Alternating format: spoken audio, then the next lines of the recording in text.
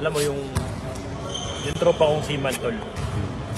Pag tuwing gusto niyang gumanyan yan, may anak kasi yan eh, di ba? May anak yan eh. Tuwing gusto niyang gumanyan sa asawa niya at gising pa yung anak, ginagawa ng tropo ko, pinapasilip ko na yan, sabi niya, anak, doon ka muna sa bintana.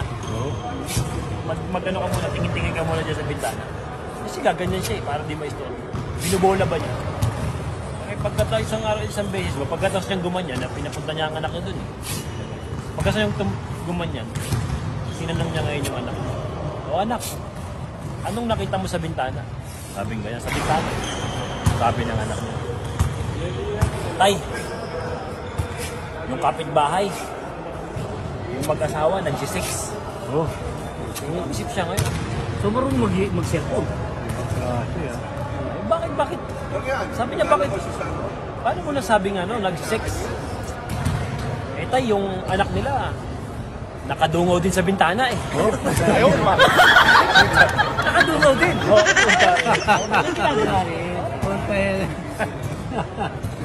Alam mo, yung anak ng kaibigan ko na yan, nasampal ng ko yan, ng kaibigan ko si Iman.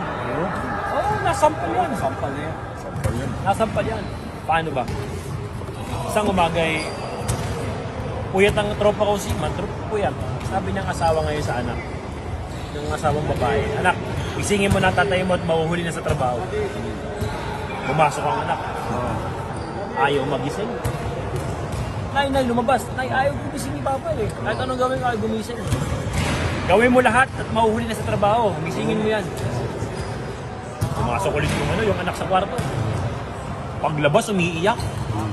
Umiiyak. Sino? Yung bata, yung anak nila. Kasi ginigising. Pinagalitan siguro. Pag tinanong ng nanay, bakit umiiyak? Nay, sinampal ako ni Papa. Sinampal ako. Bakit ka sinampal? Ano ba ginawa mo? Dinuraan ko. Bakit mo naman dinuraan? Sampalin ka nga.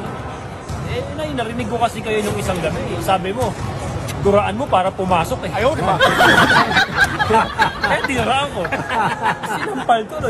Ayaw pumasok ko pala eh. Ayaw pumasok ng tatay eh. Dinuraan niya. Oh. Duraan to para pumasok. Tangina mo. Sinampal to.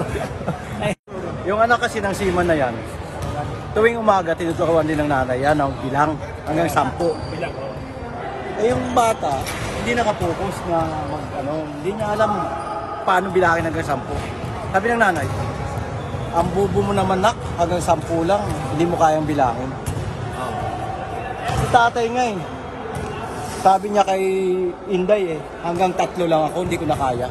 mas bobo pala yung tatay. Hanggang 3 lang eh.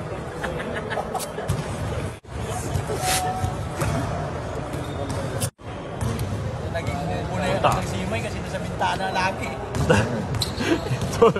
Sa kondo ko, dami pa naman bata nakadungaw sa bintana. Toto, Anita. Sa kondo mo. Sa kondo ko, daming bata nakadungaw eh. So baka ganun din ginagawa nung gaw. Pag nagpapayin ako, ganun. Kita ko mga bata nakadungaw.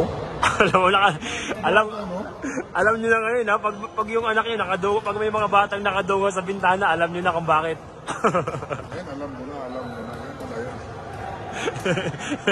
Itong dalawa na to, tinan mo. Mukhang nung bata na to, laging puyat to eh. Lagi nakadungaw sa bintana.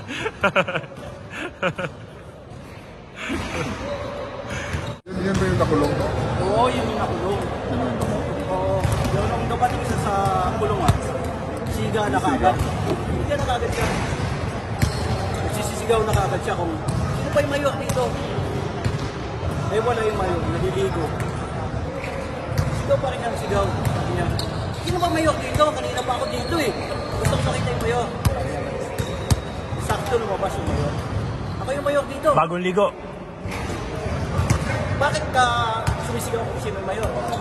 Bakit siya? Mayor, ito na po. Ito din ang mauna.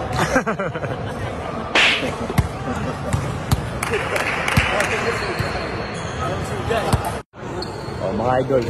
Kung may mga joke kayo dyan ha, isend nyo lang. I-picture namin yan sa susunod ng mga videos.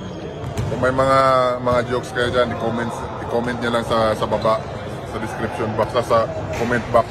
Kami na bahala, basahin namin yan.